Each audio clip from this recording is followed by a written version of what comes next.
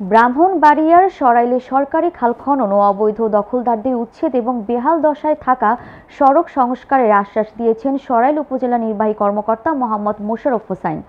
বুধবার সকালে উপজেলার কালীকচ্ছ ইউনিয়নের সরাইল সরকারি কলেজের সড়ক এবং পাশের একটি শতবর্ষ পুরনো খালটি পরিদর্শন শেষে এই আশ্বাস দেন তিনি। পরিদর্শন শেষে সরাইল উপজেলা নির্বাহী কর্মকর্তা মোহাম্মদ মোশাররফ হোসাইন আমার বার্তাকে বলেন, এই খাল ও সড়কটির বেহাল দশা, অতি শীঘ্রই এ বিষয়ে সংশ্লিষ্ট দপ্তরে অবগত করে খালটি খনন ও সড়ক সংস্কারের বিষয়ে প্রয়োজনীয় ব্যবস্থা গ্রহণ করা হবে।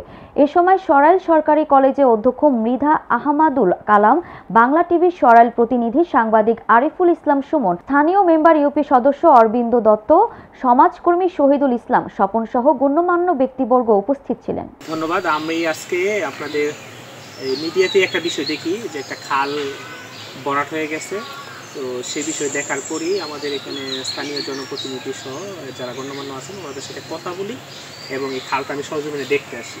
তো দেখতে গিয়ে যেটা দেখলাম যে আপনার খালটা ভরাট হয়ে গেছে এবং এটার ফলে এখানে ভরাট হওয়ার ফলে এখানে পানি জমে এই বিশ্রী গন্ধযুক্ত যে একটা পরিবেশ সেটার সৃষ্টি হয়েছে। ফলশ্রুতিতে আশেপাশে একটা বাজে অবস্থা, এখানে যে এনভায়রনমেন্টালি যেই পরিবেশটা সেই পরিবেশটা নাই, একটা বাজে পরিবেশ তৈরি হয়ে গেছে। তো সেটার বিষয়ে আমি ফিজিক্যালি দেখলাম, আমার এই সংশ্লিষ্ট ইউনিয়ন ভূমি সহকারী কর্মকর্তাকে নির্দেশনা দিয়েছি যে করার জন্য এইটা খালটার দৈর্ঘ্য প্রস্থ এবং এই রেকর্ড অনুযায়ী বিস্তারিত একটা তথ্য দেওয়ার জন্য আমি অলরেডি আমাদের পানি উন্নয়ন বোর্ডের এক্সেনের সাথে কথা বলছি।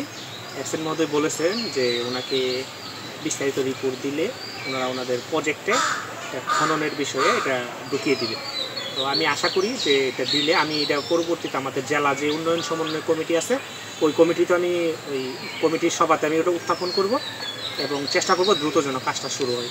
আর আমি সাধারণ মানুষদেরকে বলবো যে আপনার খালের বিষয়গুলোতে একটু সচেতন থাকবেন, কারণ আমাদের পরিবেশ বেঁচে থাকলে, পরিবেশ সুস্থ থাকলে আমরা ভালো থাকবো, আর পরিবেশ যদি ভালো না থাকে তাহলে আমরা ভালো থাকবো না।